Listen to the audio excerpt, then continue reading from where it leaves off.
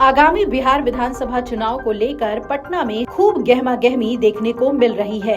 अमित शाह के पहुंचते ही चुनाव को लेकर बिहार में सरगर्मियां तेज हो गई हैं। वार पलटवार तो देखने को मिल ही रहा है, साथ ही साथ रणनीति की बात भी सामने आ रही है। आपको बता दें कि इसे लेकर सीएम आवास पर आज एनडीए की बड़ी बैठक हुई है।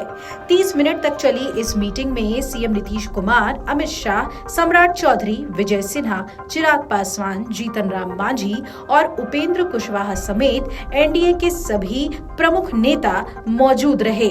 सूत्र बता रहे हैं कि बैठक से पहले ही नीतीश के नेतृत्व को लेकर स्थिति भी साफ हो चुकी है। सूत्रों के मुताबिक इस बैठक में अमित शाह ने साफ कर दिया है कि नीतीश के नेतृत्व में ही चुनाव लड़ा जाएगा।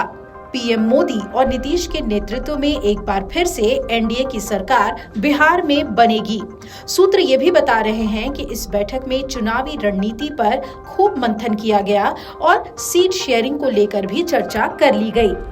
अब कौन कितनी सीटों पर चुनाव लड़ेगा, इस पर भी बातचीत हुई है। सूत्रों के मुताबिक 225 सीट जीतने का टारगेट तो बना ही लिया गया है और इस लक्ष्य को कैसे हासिल किया जाएगा, इस पर चर्चा की गई है और ये कहा गया है कि सभी दलों को एकजुट रहना होगा। सूत्रों के मुताबिक अमित शाह ने बिहार का चुनाव एकजुटता से लड़ने का आह्वान किया है और छोटे सहयोगी दलों के सम्मान का ख्याल रखा जाएगा, इसका भी आश्वासन दिया है। चुनाव का वर्ष और जिस तरीके से एनडीए गठबंधन एकजुटता के साथ अलग अलग समय पर गठबंधन के तमाम साथी एक साथ बैठकर चुनावी रणनीति चर्चाएं कर एक दूसरे के विषयों को समझकर जिस मजबूती के साथ ये गठबंधन आगे बढ़ रहा है, ये अपने में दर्शाता है कि ना सिर्फ हैंड एंड ग्लव्स की तरह हम लोग काम कर रहे हैं, बल्कि अपने में ये एक विनिंग कॉम्बिनेशन है जो इस बार बिहार में एक ऐतिहासिक जीत दर्ज करेगा। कुछ समय पहले दिल्ली में भी एनडीए के तमाम नेताओं की मुलाकात बातचीत हुई। आज स्वयं गृह मंत्री बिहार में मौजूद है। जनसंपर्क कर जनता के माध्यम से तो वो इस बात को समझेंगे ही कि जनता की इस गठबंधन से क्या आशाएं हैं, पर साथ ही में गठबंधन के साथियों के साथ बातचीत से भी कैसे हम लोग चुनाव में अपने प्रदर्शन को और मजबूत और बेहतर कर सकें, इस दिशा में भी आज चर्चा होगी।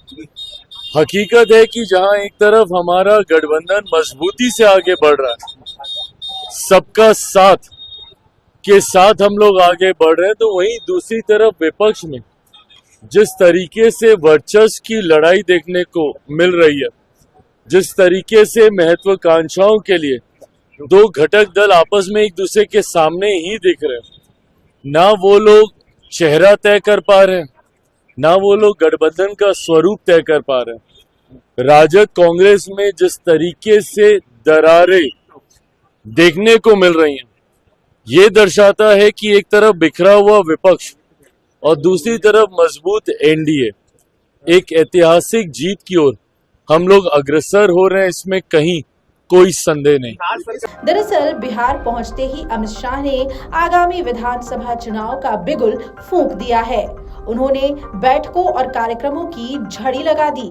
शनिवार की देर शाम अमित शाह जैसे ही पटना एयरपोर्ट से सीधे बीजेपी दफ्तर पहुंचे, उन्होंने बीजेपी के सभी विधायकों, सांसदों और वरिष्ठ नेताओं के साथ पार्टी बैठक की और रविवार को राजधानी पटना के बापू सभागार में सहकारिता विभाग की ओर से आयोजित कार्यक्रम में शामिल होने के बाद अमित शाह गोपालगंज पहुंचे और वहां पर एक जनसभा को संबोधित किया, जिसमें लालू प्रसाद यादव उनके निशाने पर रहे।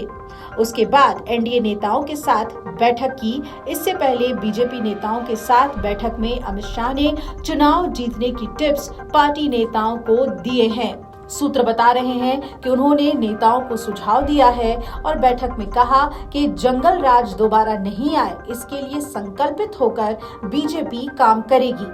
आरजेडी के 15 साल के शासनकाल के जंगल राज के मुद्दे को उन्होंने जमकर उठाया। केंद्र और बिहार सरकार की उपलब्धियों को जन जन तक पहुंचाया जाएगा, ये भी कहा और कहा कि समाज के अंतिम पायदान पर रहे लोगों को लालू शासन की विभीषिका याद दिलाएं, ताकि लोगों के बीच एक बार फिर से जंगल राज की याद ताजा हो जाए।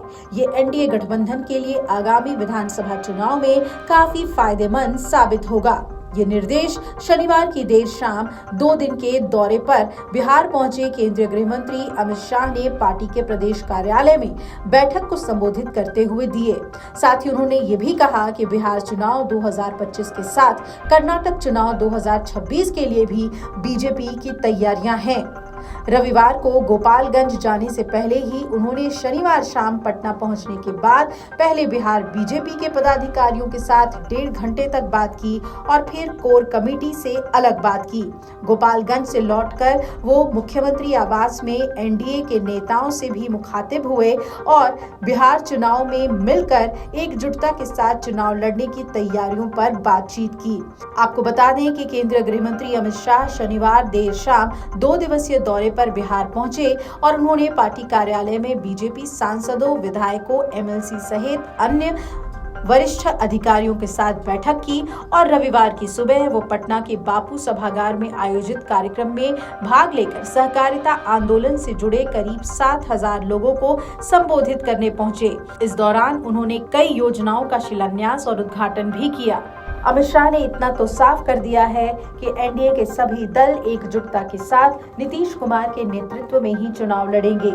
यानी कि इस बार का बिहार चुनाव प्रधानमंत्री नरेंद्र मोदी और मुख्यमंत्री नीतीश कुमार के चेहरे पर ही बिहार में लड़ा जाएगा। अमित शाह ने ये साफ कर दिया है कि एकजुटता के साथ चुनाव में उतरा जाएगा और जंगल राज के मुद्दे को एनडीए पुरजोर तरीके से उठाएगी।